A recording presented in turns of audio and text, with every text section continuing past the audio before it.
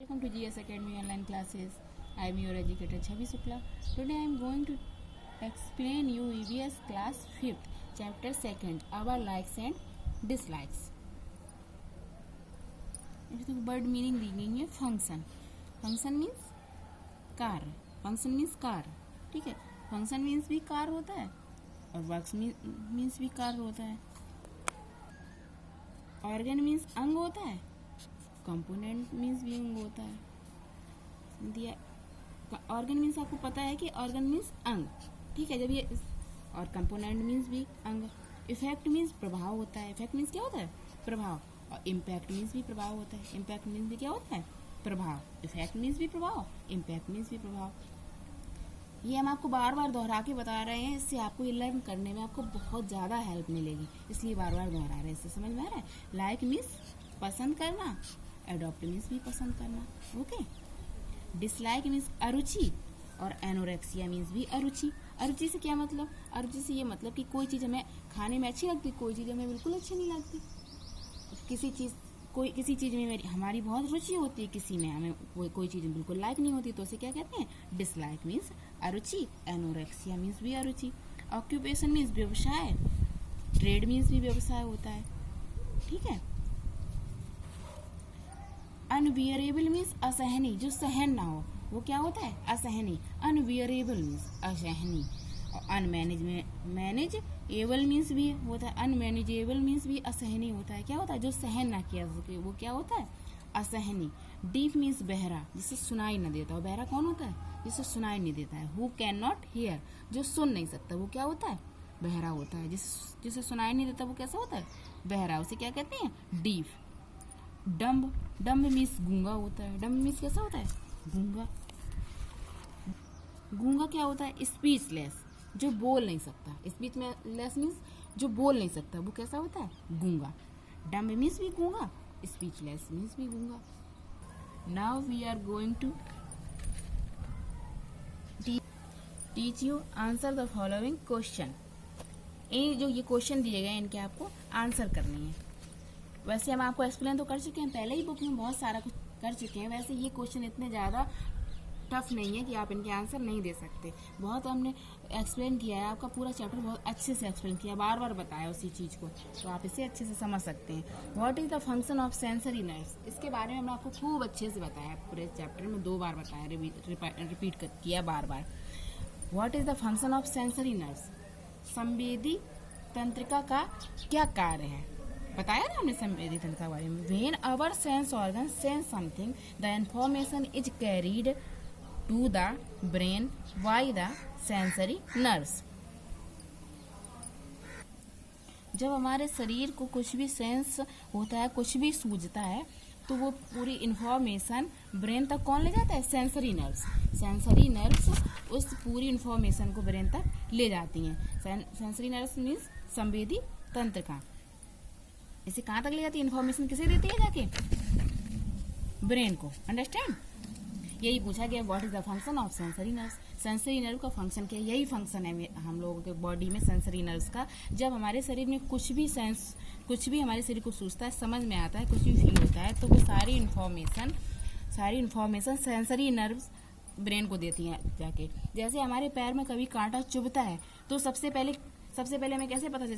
जैसे ही पैर में कांटा चुभा, सेंसरी नर्व्स एकदम से एक्टिव हुई और उन्होंने जाके सीधा ब्रेन को बताया जाके कि पैर में कांटा चुभा है. Understand? What factors influences our like and dislikes.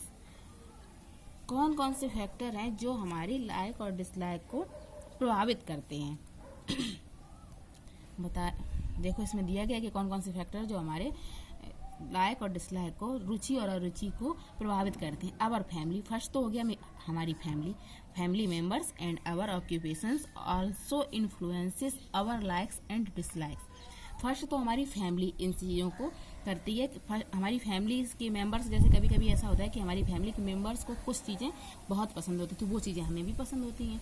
कुछ चीज़ें उन्हें डिसलाइक करते हैं वो लोग. जैसा हम लोगों को देखते रहते हैं चाइल्डहुड से, वैसे हम लोग आगे भी रिएक्ट करते हैं, तो हम लोगों को चीज़ें पसंद नहीं आती हैं. ऑक्यूपेशन और व्यवसाय भी हम लोगों की लाइक और डिसलाइक को प्रभावित करते हैं। हमारी फैमिली और हमारा व्यवसाय दोनों हमारे लाइक्स और डिसलाइक्स को प्रभावित करते हैं। Understand? What is the meaning of blind, deaf and dumb people?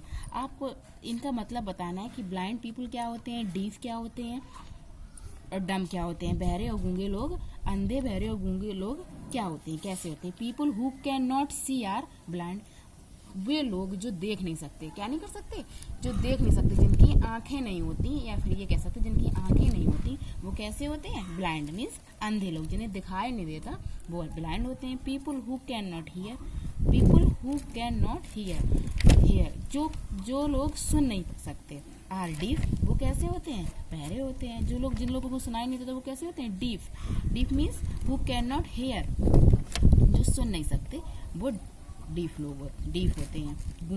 जो सुन नहीं सकते वो बहरे होते हैं। वाइल, जबकि people who can not speak are called dumb, जबकि जो लोग बोल नहीं सकते स्पीचलेस होते हैं, वो कैसे होते हैं, डम, वो गूंगे होते हैं, उन्हें क्या कहते हैं, गूंगे। People who can not see are blind, जो देख नहीं सकते वो अंधे होते हैं। People who can not hear are deaf, जो सुन नहीं सकते वो बहरे होते हैं। वाइल, जबकि people who can not speak, जो बोल नहीं पाते वो गूंगे होते हैं। Understand? Who was Helen Keller कौन थी?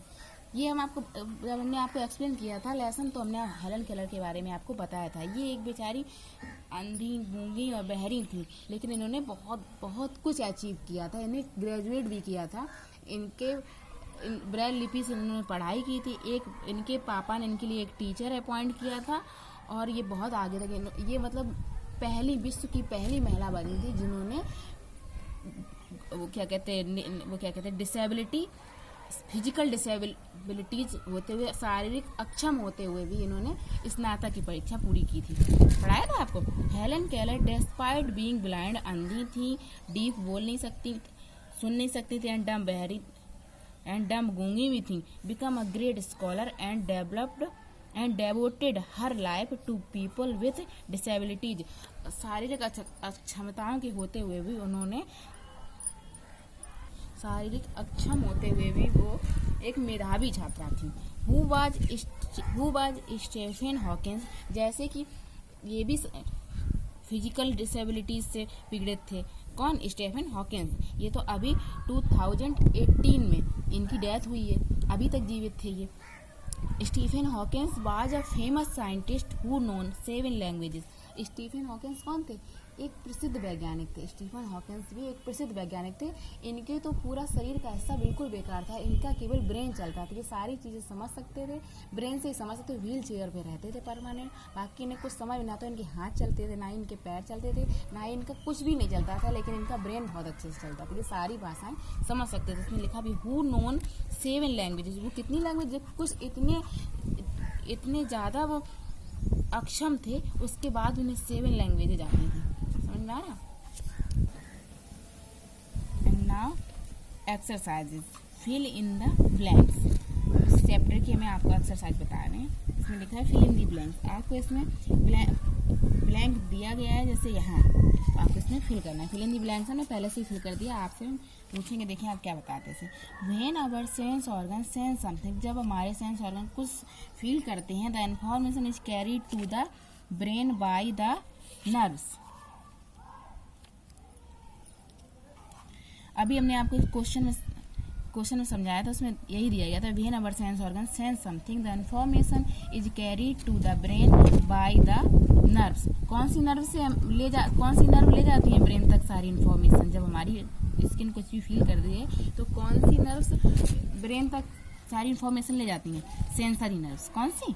Sensory nerves. अंडरस्टैंड?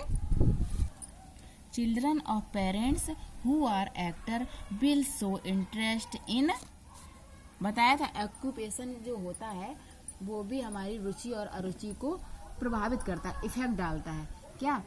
हमारी फैमिली और हमारा व्यवसाय। जैसे कोई भी एक्टर है तो उनके बच्चों की रुचि भी किसमें जाएगी? उनके बच्चों की जो रुचि है पहले कहाँ जाएगी? एक्टिंग में। तो यहाँ क्या फिल करना है आपको? Acting. Understand? Now number 3, People working in hospital do not find the smell of medicines offensive. इसमें क्या फील होगा? People working in hospitals, जो हॉस्पिटल में वर्क करते हैं उन्हें मेडिसिन से इतनी स्मेल से इतनी प्रॉब्लम नहीं होती। तो यहाँ क्या लिखेंगे? ऑफेंसिव। यहाँ क्या फील करेंगे? ऑफेंसिव। अवर, इसके बाद ब्लैंक है, इसके बाद state also sometimes influence our like and dislikes.